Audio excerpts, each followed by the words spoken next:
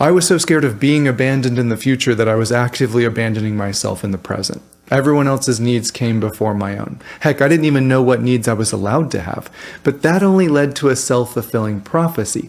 I refused to set a standard for what I would tolerate, but then I constantly felt taken advantage of. I refused to hold them accountable for their hurtful behavior, but then I felt resentful and miserable in my relationship. I felt stuck and hopeless. The truth is, anyone can find themselves in a narcissistic relationship. Things started out fine. You felt a connection with them. They were nice and thoughtful, but slowly something started to shift. Your feelings and needs started to get dismissed. They felt attacked every time you brought something up. Why do we need to talk about that? Why are you ruining a good day?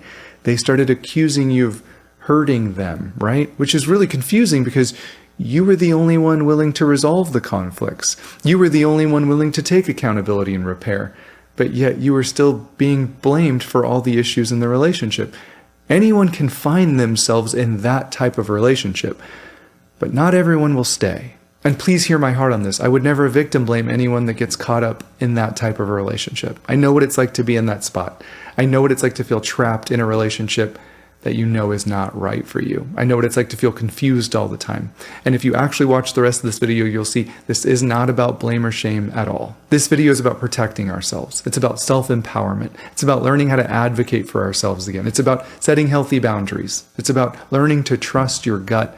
It's about being reminded that you deserve more than the bare minimum. It's about giving ourselves grace and compassion, but also still holding ourselves accountable and being curious as to how we might find ourselves in those types of dynamics. And when I say not everyone will stay in a narcissistic relationship, that does not insinuate at all that those people deserve to be mistreated. Even if you ignored all the red flags, just like I did, you never deserve abuse or mistreatment or harm. That includes emotional, physical, or psychological. But the reason I think this video is important to make is because I get messages all the time that say, Jimmy, I got out of a narcissistic relationship a year ago, and it was a terrible process. And now, after dating someone new for a few months, things were fine, but now I feel like they are more narcissistic than I thought they were, and I don't know why or what to do. Now, I know what some of you are thinking. The term narcissist is so overused these days. Everyone's a narcissist to some people. And listen, there's a lot of truth there. I'm not here to call anyone a narcissist. All I'm here to say is that sometimes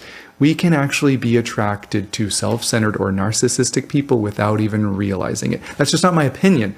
That's backed by psychology. I remember reading in Harville Hendricks' book, Getting the Love You Want, he talks about a fascinating theory that sometimes we find ourselves in similar dynamics now that we had with our parents growing up because subconsciously we think if we can heal this new dynamic in the present, it will heal our wounds of the past. And even though that sounds counterintuitive, it can actually feel safer for us to be in a dysfunctional relationship because that's what feels familiar. Now, I don't know if you believe that, but some of us know deep down, sometimes we find ourselves stuck repeating patterns we don't want to. We keep dating emotionally unavailable people. We keep giving and only seem to date takers. We keep being attracted to the people that make us chase them. Why do you think that is? Is it really just a coincidence? Is everyone that we date just an avoidant, emotionally unavailable, narcissistic taker? Or could it be, possibly, the way we're wired? We gravitate towards relationships or people that are not right for us. But before we learn how to change that, we have to first understand the hard truth that narcissistic people can only be in relationships with certain personality types. I know that sounds like I'm blaming victims. I'm not. I was one of those personality types. In order for someone to stay with a narcissistic person, they usually meet certain criteria, or the relationship simply wouldn't work. So what are those criteria? First, they would have to be someone who consistently sacrifices their needs to serve someone else. They have to be a giver. The relationship simply can't work if they were a taker, because relationships don't work when there's two takers, right? They would just break up. So you had to be a giver. They also have to be accommodating and considerate. They have to be kind and forgiving because there's going to be a lot that needs forgiven. They have to be used to giving second and third and fourth chances because you wanted it to work, right? You had hope that things could change for the better. You were optimistic. They have to be someone willing to listen and validate the narcissistic person's pain because let's just be honest, you were willing to empathize with them, weren't you? When they said that you hurt them, you said, oh my gosh, I didn't mean to hurt you. Let's talk about this so we can make it right. But when you told them something that they did that hurt you, is that what they said? Because my guess is they said something along the lines of, your feelings aren't my problem, or that never even happened, or you're just being too sensitive. Someone that stays with a narcissistic person has to be loyal, because not everyone would stay by the side of a person that starts calling them names or accusing you of things that you didn't do. Not everyone would stay once they started devaluing and dismissing and invalidating you and being a walking double standard. I mean, just think what would happen if you treated them the exact same way that they treat you. It's a scary thought, isn't it? So you have to be loyal, but you also have to be submissive. It's your job to stay quiet, right? They're allowed to bring something up and remind you of how you're not measuring up, but you're not allowed to do that, or else you're attacking them, because they are always the victim, right? The sad truth is a narcissistic person has to be with someone who avoids confrontation, avoids setting any boundaries, and they need someone that has low self-esteem and low self-worth. They need someone who questions themselves and thinks, maybe I'm the problem here. Because that's what I hear from countless victims of narcissistic relationships. They think, maybe I could have done something differently. Even if they were emotionally and psychologically abused for years, at the end of it all, they still feel like, maybe it was my fault somehow. That's what a narcissistic person banks on. You questioning yourself. I mean, just think about it. Do they ever question themselves? Do they ever question if they could have done something differently, said something in a different way? No, of course not. Because they're arrogant and selfish and entitled. And yet that's exactly what they call you, isn't it? And the person who gets stuck in these types of relationships long term believes them. Maybe it is my fault. And I think part of that might be because you have a lot of pain in your past. This isn't the first time that you've been neglected, emotionally or physically. This isn't the first time that you were dismissed or invalidated, is it? This isn't the first time that you've been blamed and labeled as the problem. No, you've heard that before. So let me just remind you, let me be a competing voice in your head. You deserve the same kindness and respect that you're giving out to everyone else. You're a good person. No, of course you're not perfect, but you still deserve to be considered and loved and valued and cherished and appreciated. You deserve someone who is just as concerned with actually hearing and understanding your pain as you are with finding the perfect words so they don't feel attacked. Tell yourself that until you believe it, because it's true. You deserve love. And love never calls names and puts down. Love never mocks or belittles you. We have to remember that just because someone says they love us has nothing to do with whether or not they know what that word means. Because love means serving and sacrificing for someone else. Love means being a safe place for them, where they don't have to walk on eggshells or tiptoe around out of fear of setting you off or being abused. Love is about consideration and thoughtfulness. Those qualities are wonderful. It's not wrong to be a giver, but we have to find other givers to give to, right? Because so often givers are empaths, and empaths have a tendency to want to help and heal. And those are great qualities. I wanted to save people with my love, but narcissistic people don't want to be saved. They don't want to do the work of healing. They want to use you. And I didn't have the strength to leave because I was afraid of being alone. But I can promise you, you will never feel more alone than in the wrong relationship. A narcissistic person will always need their partner to be passive and submissive because they believe they are more important than everyone else. They believe they are entitled to treat you however they want to. And we're too afraid of being alone that we won't stand up to them. And this certainly isn't intended to make you feel any shame, right? I've forgiven myself for the situations that I allowed myself to be in. I've forgiven myself for what I tolerated and how long I tolerated for it. This is not about shame or blame. This is all about forgiveness and self-empowerment. I didn't know that setting healthy boundaries was actually the loving thing to do. Because just think about it. When you love someone, you want to know their boundaries. You want to know their limits, don't you? The things that they are and aren't comfortable with. You want to know their needs, how they feel loved and prioritized and valued most. Here's my only question.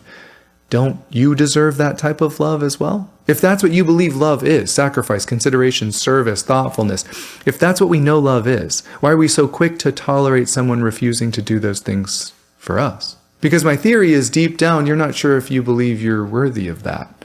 And this goes back to the shame and low self-worth that I was talking about. I'm not saying you're wrong to struggle with that. It makes perfect sense why you struggle with that. I'm just reminding you that that voice in your head is wrong. You are worthy of kindness. You are worthy of respect. You deserve to be considered by someone who says they love you. You're not too much or not enough. We're all on this healing journey together. Nobody's perfect, but you're willing to take accountability when you're not. Are they? Because that's what we need to realize. A narcissistic, self-centered person will literally cause disconnection in the relationship and then blame you for feeling disconnected. That's the truth that we need to cement in our brain. A narcissistic person is actively destroying a relationship because relationships aren't all that complicated. They just require consistent trust, equality, consideration, and respect. That's pretty much it. A narcissistic person is systematically destroying those. They chronically break trust in large and small ways. There's no equality. In fact, there's a power imbalance. You would never get away with talking to them or treating them the way that they do you. There's no consideration, unless they're love bombing you, right? But the rest of the time, they're completely self-absorbed, only caring about their inner needs. That means that they are actively destroying what any relationship needs to survive. Because there's no room for self-centeredness in a relationship. There's no room for pride or arrogance. There's no room for being completely unwilling and unable to have difficult conversations and still maintain respect for your partner. You and I both know that that destroys any and all trust and closeness in a relationship, right? So that means the only way a relationship like this survives is if they find someone who says, I'll do the emotional work of two people. I'll take all the accountability. I'll take all the blame. I'll suppress my needs and wants. I'll make the best of a bad situation. And I just need to lovingly remind you that that's not love. That's a trauma bond. And it's not your fault that you find yourself in one, but it is your responsibility to move in a healthy direction, to stay safe and set yourself up for success and a mutually fulfilling relationship, which is completely possible for you, but not if you continue tolerating behavior that isn't even close to acceptable. And this isn't about perfection, because I know what you're going to say. You're going to say, yeah, but I've made mistakes too. You have to stop thinking that somehow you've done something to deserve to be treated like this. That's simply not true. You have to stop making excuses for them or this relationship. If you know that you would never treat them the way that they treat you, something's wrong. If it makes you sick to think about your son or daughter being treated the exact same way that you're being treated right now, something's wrong. This isn't about perfection. This is about intention. What's their intention? Because your intent is to have a safe, connected, equal, considerate relationship with someone. What's theirs? What's their vision for this relationship? What goals are we working towards together? Is it equality, mutual fulfillment? Then how come they're so quick to dismiss and invalidate and call you crazy or worse every time you share a concern? How come they only consider themselves? I mean, they know how to get their needs met, but yours? Not so important. How come they lie? How come they manipulate and control and refuse to take any accountability? They're always the victim in every situation. They're highly critical of you, yet refuse to take any feedback from you. How come they use your vulnerabilities against you? How come they're always the center of attention, right? They deserve praise, but they can't show you the bare minimum levels of appreciation? At some point, we have to be honest with ourselves. We aren't in a partnership. We might be in a relationship with them, but there's no room for honesty. There's no empathy here. There's no ability to have difficult conversations and both of you still be loving and respectful. That's not a partnership, right? So the question is, well, what do we do now? Well, first we have to stop thinking that we can change them. Stop giving them second chances that they didn't earn. Stop thinking you can change this situation. It's not flexible. They don't want to change. They simply don't want to lose you, right? They don't have any interest in actually changing. They just don't want you to leave. That's why they only change for 24 hours after your fights, because they know how to appease you. You will keep attracting narcissistic people until someone being emotionally unsafe and refusing to hold space for your vulnerability completely turns you off. You will keep attracting narcissistic people until self-centeredness immediately gives you the ick. You will keep attracting narcissists until you can see a power balance from a mile away and it doesn't make you want them to chase you or like you or be chosen by you. It makes you feel sorry for them. Because a narcissistic person will bait you into a fight just so you'll overreact so they can use it against you later. Because the game plan for the narcissist starts out with deny, deny, deny, right? Deny they did anything wrong, deny that happened, deny that they hurt you, that wasn't their intent, you shouldn't have taken it that way. But eventually, the evidence against them will stack so high up that they have to switch strategies. So the new strategy is, yeah, but you mistreat me too. Now, sometimes they'll say that even if there's no evidence against you, but it's so much better if they actually have evidence. So all they have to do is bait you into a fight where you lose your cool and all that unprocessed anger that you've been suppressing comes out. All that neglect that you felt comes out and you scream at them or you lose your temper in some way. And now they have evidence. And I'm not going to get into reactive abuse and how it's not really your fault that you lashed out or exploded, because at the end of the day, our actions are our responsibility, right? We should all be able to agree on that. Nobody makes us do anything. Now, was it wrong for them to neglect you? 100%. Was it wrong for them to manipulate you and bait you into a fight and call you those names and say those lies? Of course it was. Of course it was wrong. But it's still our responsibility to know our triggers. It's our responsibility to know who we're arguing with. I know what it's like to be baited into an argument. I know what it's like to start to feel so unheard and misquoted and intentionally misunderstood that I become enraged. But whose responsibility is my anger? Whose responsibility is it that I took the bait? It's mine. It's my responsibility to realize when I'm trying to convince someone who doesn't care to understand me. It's my responsibility to protect my heart and time and energy and realize when someone has no interest in listening to my perspective. They only care about their own. Absolutely, other people affect us, especially in intimate relationships. It's impossible not to be affected by someone else's actions.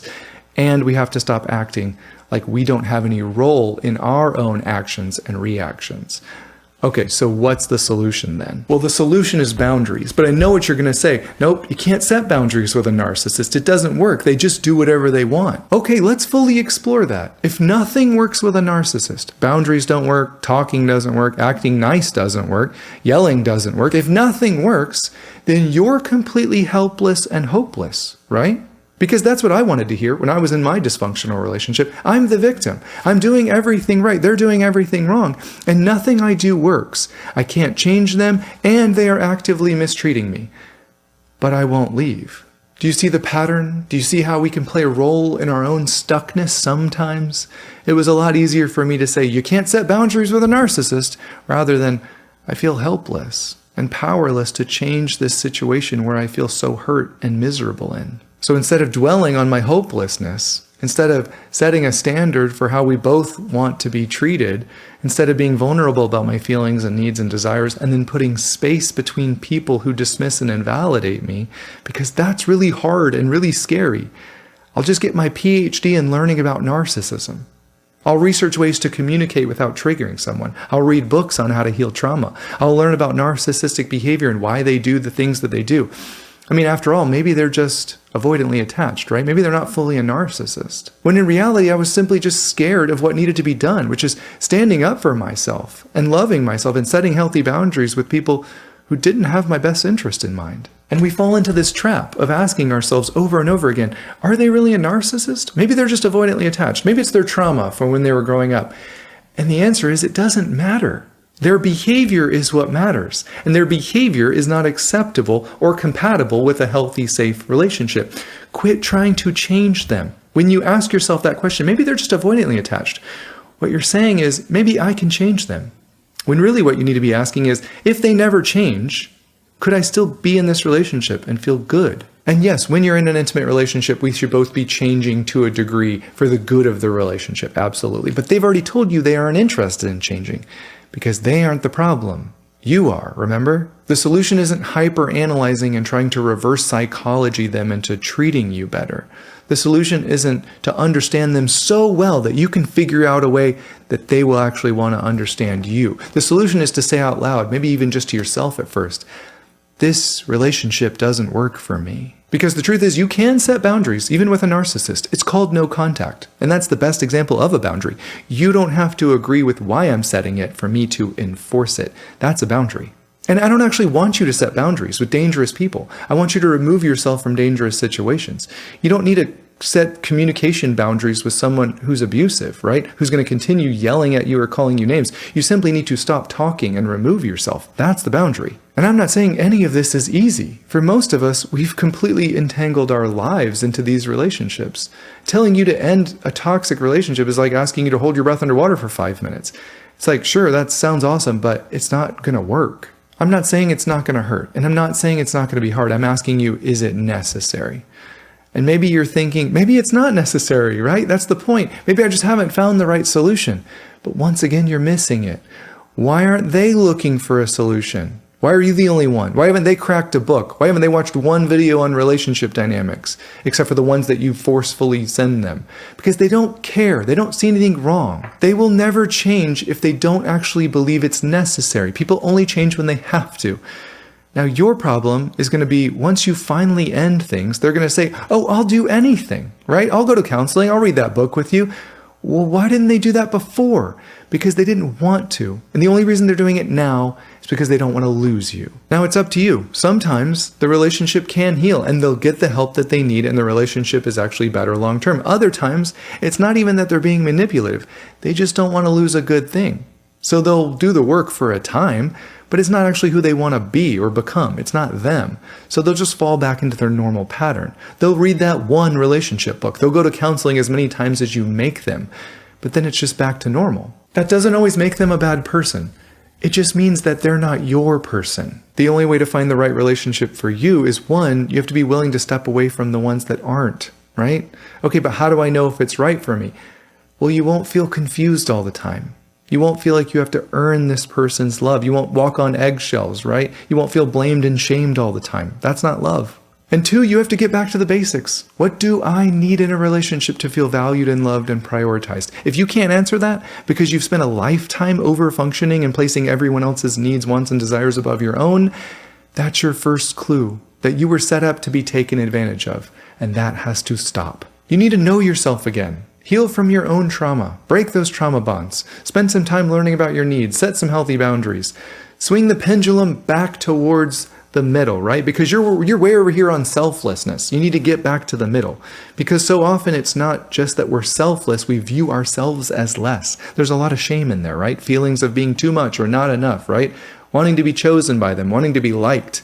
I was putting on a mask for decades because I just wanted to be liked and chosen. I didn't even know who the real me was. Find the real you. Spoiler alert, you're not for everyone. That's a good thing. You're not looking to date everyone. You're looking to date the right people for you. And that can't happen if you don't even know who you are or who your ideal partner is. What are you actually looking for in a partner? Once again, I'm not talking about perfection, just someone who's kind and warm and considerate and respectful. What does that mean to you? What type of person do you want to become, right? I want to become someone who can show up as their authentic self. I want to be honest and vulnerable. That doesn't mean being a jerk. It just means I can actually talk about my feelings and needs and desires and visions and dreams and not feel shame. I want to trust my gut when something's off, because your gut knew that this person wasn't safe a long time ago. But just like me, you stayed because of all the reasons that we've already talked about. Explore those with a counselor, right? Get some help in why it feels so hard to leave even relationships that you know aren't right for you. Because you're not flawed. You're not broken. You're not damaged goods. You're not a mess. You're human. And you went through some really rough stuff in your childhood. And there might be part of you that have been conditioned to find chaos and dysfunction normal. That's the issue. Your nervous system doesn't recognize this unacceptable behavior for what it is. Your brain is simply trying to protect you, but sometimes it does that by putting you back in situations that it recognizes. Oh, hey, dysfunction? You have to earn love? You need to place their stuff above your own in order to feel accepted? This feels right. Let's stay here. We have to retrain our brains. We have to rewire the system, right? Yeah, it's going to feel weird at first, but we need to get clear again on what we believe every relationship needs to be successful and mutually fulfilling. This isn't my opinion. This isn't your opinion. Read any relationship book. Talk to someone who studies this stuff. Because they've called you needy for so long, you're not even sure anymore. You think, maybe I am too needy, right? But you're probably not. You were just asking for the bare minimum levels of consideration and thoughtfulness. You were just asking for someone to be able to have discussions with you and it not turn into a huge fight because you were asking them to take some accountability. You were just looking for some consistency and transparency. You were asking for basic levels to maintain trust and connection in a relationship, and you were met with, why are you so needy? And you responded in your head with, maybe they're right. But once again, you're the only one questioning yourself. They've never asked themselves that. And there's an element to healing where you have to learn how to tap into your anger in a healthy way. Because so far you've tapped into it in unhealthy ways. You're passive aggressive with them, you're critical, maybe you roll your eyes, you drop hints, you get into fights with them. You got to stop all that. You need to get in touch with your anger and learn about what you deserve and learn about your needs and get clear on the type of partner that you're looking for. Get angry, but also get clear and grounded. Let your anger lead towards safety. Tap into what you would feel if your best friend was being treated the exact same way that you're being treated. What would you tell them? What would you feel for them? Would you tell them expend all their energy on focusing on their partner and trying to diagnose their partner and trying to get them to change? No, you would say they don't deserve you. And if it feels uncomfortable to talk about what you deserve in a relationship, that's fine. Set a standard for what you know any relationship needs. Write it down. I know relationships need these things in order to be mutually fulfilling for both partners. Okay, great. Is that my relationship? Yes or no? No. Okay, have they shown any indication that they are willing to change? Yes or no? Not could they change. Not could my current relationship become this healthy relationship? No. Have they shown any indication that they are willing to move towards healthy, safe, and respectful? No? Okay, then as hard as it is to admit, the ball's in your court now. Take the focus off them and put it back on us. Why are we still here? Because there's a reason. And it's not about them, it's about us. We're scared to leave. The way we stop attracting narcissistic or emotionally unavailable or self-centered people is to face our fear and realize that we're not being abandoned. We've actually already been abandoned every time they broke trust and refused to prioritize what any relationship needs. They've already abandoned us. So face our fear of being alone. Realize that we're not alone. We have friends and family and a support system. And if we don't have that, then that's our first priority, because a toxic relationship oftentimes isolates us, doesn't it? 2, we stop attracting narcissistic people when we become clear and driven about the life that we want to live. Because my personality type was to mold to your life, right? I didn't feel complete unless I was in a relationship. I needed you to choose and accept me in order for me to feel whole, and that set me up to fail. We cannot be searching for validation of our own worth and value externally. It has to come internally, or else we risk getting caught up in situations and dynamics like these. We need a strong internal compass, right? This isn't about becoming so scared that we build up walls to protect ourselves. It's simply about growing our discernment for who we are open and vulnerable with. The goal isn't hyper-independence, the goal is safe interdependence and being honest with ourselves and having the confidence and clarity to know in what direction is this relationship headed in. Yes, it hurts when it's not headed in the right direction, but from a grounded place, we can choose to redirect back on a healthy path, even if they refuse to do so. And having the ability to do that is actually what will make all the difference in finding the right person for us. I know you've got this. Keep your head up. Keep giving yourself grace and compassion and forgiveness, but also hold yourself accountable. And I can't wait to see you in the next one.